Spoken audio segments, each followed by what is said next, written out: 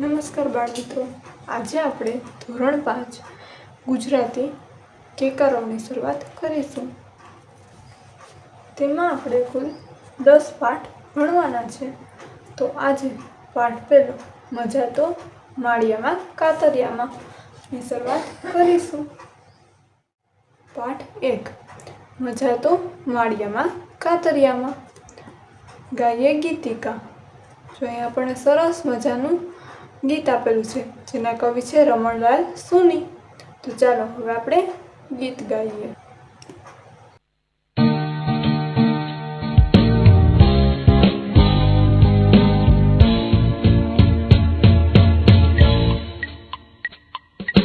ખદુક ઘોડા ખદુક, ખદુક ઘોડા ખદુક, ખદુક ઘોડા ખદુક, ખદુક ઘોડા ખદુક.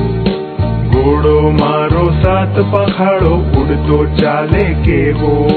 ઘોડો મારો સાત પખાડો ઉડતો ચાલે કેવો. કેડી નહીં ત્યાં કેડી પાડે જળ જંગલમાં એવો. કેડી નહીં ત્યાં કેડી પાડે જળ જંગલમાં એવો. ખદુક ઘોડા ખદુક, ખદુક ઘોડા ખદુક. માગે એના ખાવું પીવું, માગે એના ચારો. માગે એના ખાવું પીવું, માગે એના ચારો. હુકમ કરો ને કરો સવારી, પડનો નહીં ઉધારો. હુકમ કરો ને કરો સવારી, પડનો નહીં ઉધારો. ખદુક ઘોડા ખદુક, ખદુક ઘોડા ખદુક. જાય ટપી એ ખેતર પાદર, જાય ટપી એ ડુંગર. જાય ટપી એ ખેતર પાદર, જાય ટપી એ ડુંગર. માન ઘણું અસવાર તણું જે રાજાનો છે કુંવર. માન ઘણું અસવાર તણું જે રાજાનો છે કુંવર. ખદુક ઘોડા ખદુક, ખદુક ઘોડા ખદુક, ખદુક ઘોડા ખદુક, ખદુક ઘોડા ખદુક.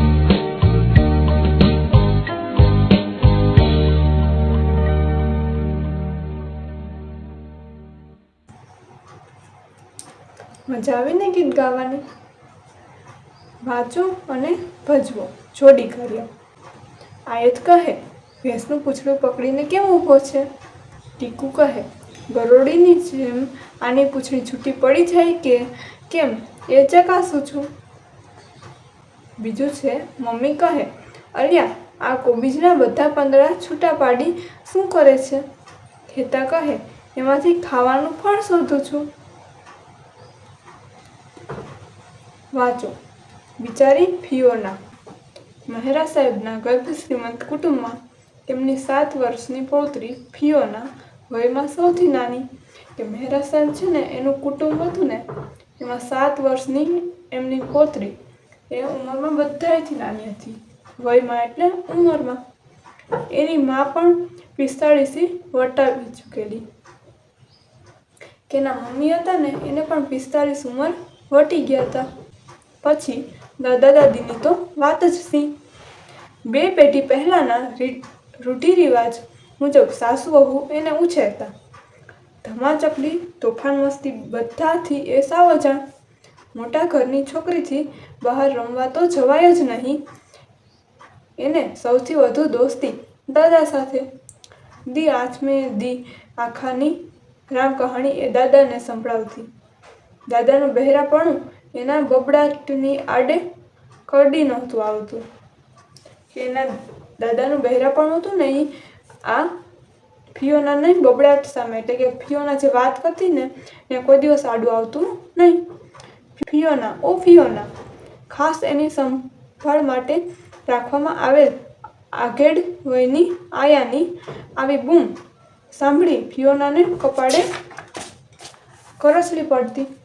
સમયપત્રક મુજબ નહાવું, ધોવું, ખાવું પીવું, દિવસમાં 2 વાર કપડાં બદલવા વગેરે કર્મકાંડથી એ વાજ આવી ગઈ હતી. બપોર આખી ફિયોનાને ફરજિયાત પોતાના ઓરડામાં ભરાઈ રહેવું પડતું. મોટા પલંગમાં એ પાસા ઘસતી પડી રહેતી. પવનની લહેરખી સાથે એને બહાર દોડી જવાનું મન થતું, પણ સામે પહેરેગીર આયા છાપા ઉથલાવતી બેઠી જ હોય ને. પણ એક દિવસ આયાને ઝોકું આવી ગયું અને ફિયોના ચોર પગલે ઘરની બહાર નીકળી ગઈ. રસ્તા પર આવી ત્યારે એની છાતી ધડક ધડક થતી હતી. આજુબાજુ જોયા વિના એણે તો બસ મુઠ્ઠી વાળીને દોડ્યા કર્યું. કૂતરાના ભસવાના અવાજે જ્યારે એ ચોંકીને ઊભી રહી ત્યારે સામે એક ઘરનો વાડો હતો. કેવી બી ગઈ! સાપે ઊભેલ એના જેવડી 3 છોકરી હસી પડી. તારું નામ શું? હિમાની એકે પૂછ્યું. ફિયોના મહેરા. કેવું મજાનું નામ છે. અને તારું? મારું નામ ડોલી, આનું નામ પર્લ અને પેલીનું મર્લ. અને પણ હિંચકા ખાય છે તે અમારો ભાઈ છે. અમારી સૌથી નાની બહેન ઘોડિયામાં છે. જોવી છે તારે? અંદર આવ ને. ફિયોના તો રાજી રાજી થતી એ બધા સાથે પડી ગઈ. રમતા રમતા બધા માળિયા પર આવ્યા. બધું વેરવિખેર પડ્યું હતું. એક બાજુ મોટો ખાટલો હતો, એ તૂટેલો ફૂટેલો, ઢીલો થઈ જવાને લીધે ઘોડિયા જેવો બની ગયેલો. હું, પર્લ અને મર્લ ત્રણેય આમાં સૂઈએ છીએ. એમ કે રાતે ઠંડીમાં ત્રણેય બહેનો એકમેકને વળગીને હસતી રમતી વાતો કરતી કેવી મજ્જેથી ઊંઘી જતી હશે. એવો વિચાર ફિયોનાને આવી ગયો. ફિયોના, જો આ છાપરા પરથી આખું નગર દેખાય છે. ચારેય બાજુ નજર નાખતા એના પોતાના ઘર પાસેનો ટાવર પણ નજીક દેખાયો. હતારીની, મારું ઘર તો અહીંથી નજીક જ લાગે છે. ફિયોના મનોમન બબડી. એણે મનમાં ને મનમાં વિચાર્યું. ચાલ આપણે કૂદકા મારીએ. પર્લે દરખાસ્ત આપી. પણ નીચે બધું ખરવા માંડતા માં નીચેથી બરાડી. મારા પીટિયાઓ, ઉતરો છો કે નહીં નીચે? અને બધા નીચે આવ્યા. ફિયોના તો ગભરાઈ ગઈ હતી, પણ આશ્ચર્ય, માના મોઢા પર ગુસ્સાનું નામ નિશાન નહોતું. ઉલટાનું તેણે તો છોકરાઓને ખાવા બેસવા કહ્યું. બા, ફિયોના નહીં બેસાડીએ? હા હા, બેસાડને. અને ત્રણેય નાચવા લાગી. ફિયોના પણ સાથે ઠેકડા મારવા લાગી અને એક જ થાળીમાં ચારેય સહેલીઓ મસ્તી તોફાન કરતા કરતા ખાધું. ઘેર ચાંદીની થાળીમાં પંચ પકવાન ખાઈને કંટાળેલી ફિયોનાને આ બધું ભાવ્યું અને ફરી પાછી ધીંગા મસ્તી સંતા કુકડીની રમત શરૂ થઈ. દાદર નીચે, માળિયા પર, કબાટ પાછળ, બારણાની આડશે બધે છોકરાઓ સંતાઈને બેસતા. ડોલી ફિયોનાને ખેંચીને કોઠારમાં લઈ ગઈ. ત્યાં ગાઢ અંધારું હતું. અનાજની કોઠીઓ, પેટી પટારા, તૂટેલો ફૂટેલો સામાન, આ બધા વચ્ચે ફિયોના અધર શ્વાસે ઊભી રહી. મર્લ ઉપર દાવ હતો. રેડી? એ બહારથી બોલી. એટલામાં ફિયોનાના પગ પરથી કંઈક સરકી ગયું અને એ બીને બૂમ પાડી દીધી. ડોલી એના મોઢે હાથ દાબી બોલી. ચૂપ રે, પકડાઈ જવું લાગે છે તારે? બીકણ બિલાડી, ઉંદરથી ગભરાય છે? રમત પૂરી થઈ ત્યારે ફિયોનાનો અવતાર જોવા જેવો હતો. માથામાં બધે બાવા બાસ્યા હતા. ફરાક જરા ઉતરડાયું હતું. ચોટલાની રિબીન ક્યાંય પડી ગઈ. હાથ પગ બધું ધૂળ ધૂળ. અને પછી બધા હિંચકે ચઢ્યા. કોઈએ સૂચવ્યું, ચોર સિપાઈ રમીએ. પોલીસ આવી. ચોર જીવ લઈને નાઠા. હિંચકાનો વેગ વધ્યો. અરે આવ્યા રે પોલીસ. હિંચકો ઊંચો ને ઊંચો જ જતો ગયો. ફિયોના સળિયાને સજ્જડ પકડીને ચીટકી રહી.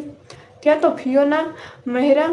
ફિયોના, બહારથી પરિચિત અવાજ કાને પડ્યો. જમીનને પગ અડ્યા. હિંચકો એકદમ ઊભો રહ્યો. સામે અહીંયાનો રુદ્રાવતાર જોઈ ફિયોના હેબતાઈ જ ગઈ. હેબતાઈ ગઈ એટલે ડરી ગઈ. ચાલ નીચે ઉતર. આવા ભિખારડાઓ જોડે તે તારાથી રમાતું હશે? તારા વેશ તો જો. ઘેર જઈને પહેલવહેલી મારે તને નવડાવવી પડશે. અને હાથ તાણીને તે ફિયોનાને ઘરે લઈ જવા લાગી. બિચારી ફિયોના. દયામણી આંખે પાછળ બહેનપણીઓ સામે જોતી જોતી એ આયા સાથે ઢસડાતી હતી. જાણે કસાઈને ત્યાં ન જવા ઢસડી જવાતી હોય. ઘેર જતાં જતાં આયા કહેતી હતી, તારે બહાર શું કામ આવવું જોઈએ? ઘેર કેવા મજાના રમકડા છે અને કપડાં તે બગાડાય. પણ ફિયોનાને આમાંનું કશું સંભળાતું નહોતું. એના કાનમાં તો ડોલીના ઘરમાંની ધમ્માચકડીને આનંદ કલ્લોલના જ ભણકારા વાગતા હતા. વાતચીત. તમને વાર્તા સાંભળીને ક્યારે દુઃખ થયું? ગુસ્સો આવ્યો, મજા પડી, બીજું શું શું થયું? જો તમારે છે ને આમાં કહેવાનું છે કે તમને આમાં કઈ વાતથી દુઃખ થયું, કઈ વાતમાં ગુસ્સો આવ્યો અને કઈ વાતમાં મજા પડી ને બીજું શું શું થયું. તમે ઘરે કોની સાથે સૌથી વધુ વાતો કરો છો? કેમ? તમને કઈ કઈ રમતો ગમે છે? તમે કયા મિત્રને ઘરે જાઓ છો? શા માટે? ત્યાં શું કરો છો? ફિયોના જેવી છોકરીને ક્યારે મજા આવે? તે કેવી રીતે ખુશ થાય? તમે રમીને આવો ત્યારે તમારા દેખાવ વિશે વડીલો શું કહે છે? માળિયામાં કે અભરાય પર શું શું મુકાય? ચોર પગલે. ચોરનું પગેરું પકડવા ચોર ચોરી કરવા ચાલે, એમ છાનુંમુનું ફટાફટ ભાગી જઈ. રામ કહાણી, ગમેલી ન ગમેલી વાતો, રામ ભગવાનની વાર્તા, ફિયોનાની વાર્તા. ભળી ગઈ, ગળી ગઈ, ભેગી એટલે કે સાથે ગઈ, ભેગી મળી ગઈ. નામ નિશાન નહોતું, અતોપતો નહોતો, નામ પાડ્યું નહોતું, નામ નિશાના પર નહોતું. પરિચિત, વિચિત્ર, જાણીતું, જોયેલું. સમી, એક સરખી, સાંજ, સામાન્ય.